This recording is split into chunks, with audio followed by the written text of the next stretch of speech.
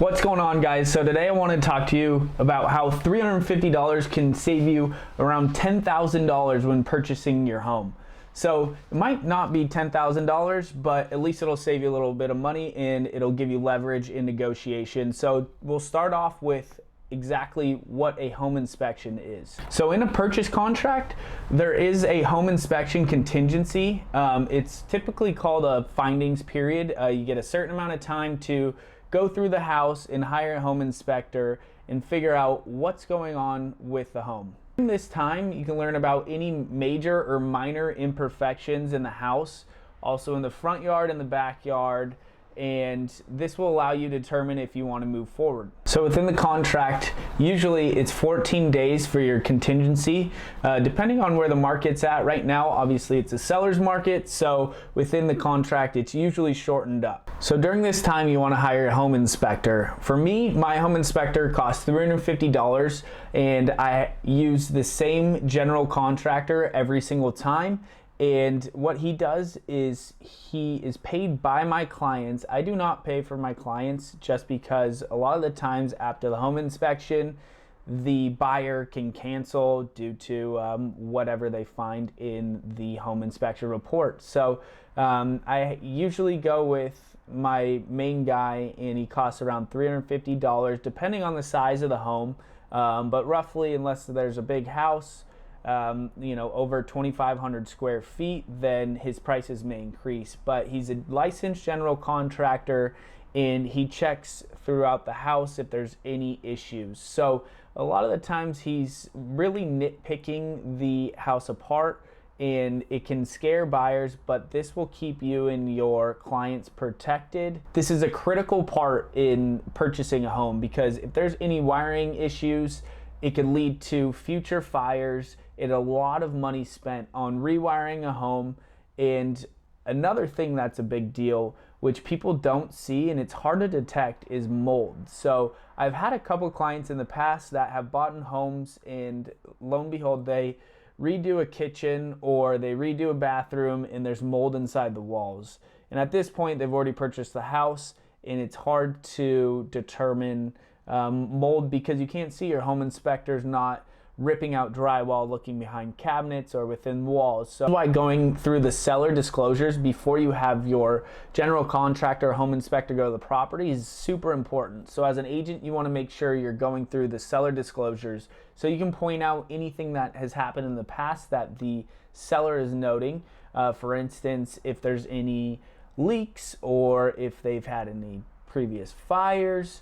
This will allow the home inspector to look in certain areas throughout the house that have been affected before to see if there's been any future problems that the current homeowner has not fixed, or just keeping in mind, like I said, if there's been a leak in the past, there could be mold. So it leads him to think further down the road, and you can get other inspections. But for now, the home inspector is there to make sure that everything is working properly. So Eric, my home inspector, he checks out the plumbing, he checks out the electrical, he checks out the roof, he makes sure all the faucets are working, he looks for any imperfections in the walls, any cutouts, anything like that. He checks the electrical panels, he makes sure the dishwasher runs correctly, and everything is in working order. The home inspection usually takes roughly around an hour and 30 minutes to 2 hours, again, depending on how fast your inspector works and how big the home is. During this time, you don't want to have your clients go to the property and sit there and wait and or ask your home inspector questions, because this will just prolong him doing his job, and it could lead to him or her missing anything that's wrong with the house if they're distracted with your client asking them about a bunch of questions. So with me, I personally have my clients come probably 15 minutes towards the end of the inspection. And Eric, my home inspector, he does a great job with answering any questions that my clients have. Obviously, he's the expert in this case, so you just want to show your clients that you really trust the home inspector and that he knows what he's doing. Obviously, you want to have a home inspector that's licensed. Here in California, to have your inspector license, you need to be a general contractor. So During this time, it'll allow your clients to get any questions they may have out of the way. Here in California, codes always change. So what Eric does, he'll note, if a water heater is not strapped and there's no pan under, then it is not up to code. This doesn't require the seller to bring everything up to code, but it is noted within the reports. A lot of the times, right, you have HVAC systems and water heaters that have been in the home for 20 years, so they aren't up to date, but they could be working perfectly fine. Okay, so you're probably asking, Kyle, how can I save $10,000 by spending $350 on a home inspector to come to the house, write me a report, and show me what's wrong with the house? Won't the sellers just disregard everything and not have to fix anything?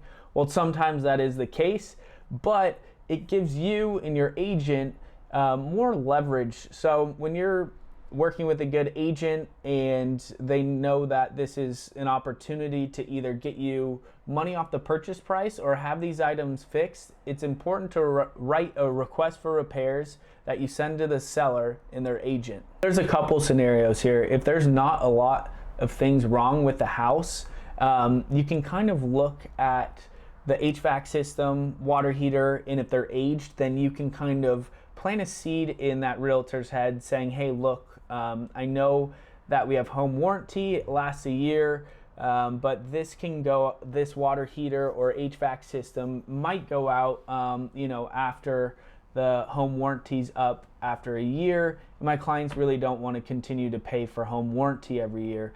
Can there be a little negotiation room with your client? They love the house, and I'm sure they wouldn't want to start over and look for another offer. So is there a little bit of wiggle room? And this will allow you to ask for either a credit or have them replace the HVAC system or the water heater. I doubt they'll do that, especially if they're in working order, but at least you can get credit and off the purchase price, which will put money back in your pocket. Another big ticket item that you and your agent want to focus on is the roof. So if there's any missing or cracked tiles, you definitely want to use this as leverage to get either repaired or money off the purchase price. But I would highly recommend that you or your agent talk and get money off the purchase price, because when someone thinks of a roof not being in good shape, they know it's a lot of money, so it gives you the power and upper hand to get even more money off the purchase price. Even if it's cracked or broken tiles, they know that this is the biggest part of the home, because if it does rain and there is bigger issues, then there's going to be water in the house. So another scenario is that if the inspection report comes back to you and there's a whole laundry list of things to do, big items, this will give you and your agent the upper hand in negotiations. Obviously, you've had a strong offer that's been accepted.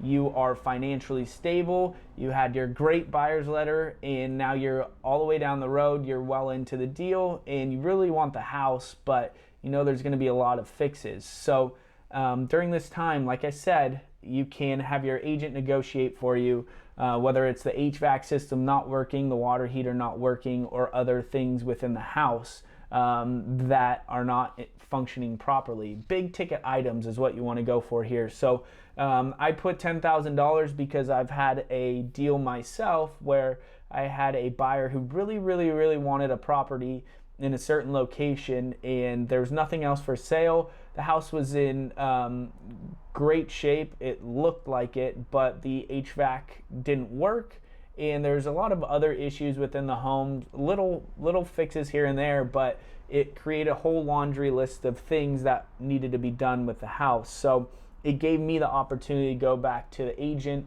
and really negotiate with them and say, hey, look, like all of this combined, if they wanted to do every little thing that the home inspector recommended, then they would be well over $10,000.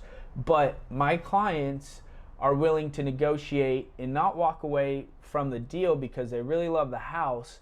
But as you can see, there's a lot of items that need to be fixed. I know that your client likes my clients, so we're going to ask for a credit for $10,000 off the purchase price. Your client won't have to get any contractors in here to do the work, so they won't be bothered, but we really need that $10,000 off the purchase price. And a lot of the times, the other agent, just depending on how they work, will definitely be open to it. They might kind of put up a stink in the beginning because they don't want to go back to their seller and say, hey, Mr. and Mrs. Seller, they're asking for $10,000. $10,000 in people's minds and in real life, it is a lot of money. So it's less money out of their pocket, but if they really want to sell, then they will be hopefully open to negotiating. A lot of the times, even in a seller's market, sellers are willing to negotiate a little bit because they know they have that buyer on the hook and they want to sell their home. So the home inspection is very important in the process of purchasing a home.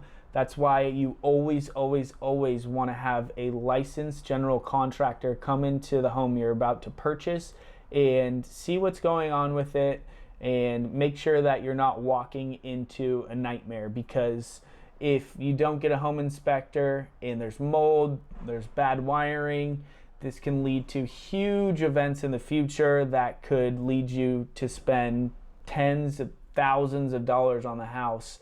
HVAC systems alone are roughly $8,000 to $9,000. Water heaters $1,000. So you can see how items in a house can add up very quickly. So I hope you guys liked the video today. I highly recommend getting a home inspector when you buy your first house or your second house, as always. So let me know if you guys have any questions. Leave some comments and please like and subscribe, and I'll see you in the next video.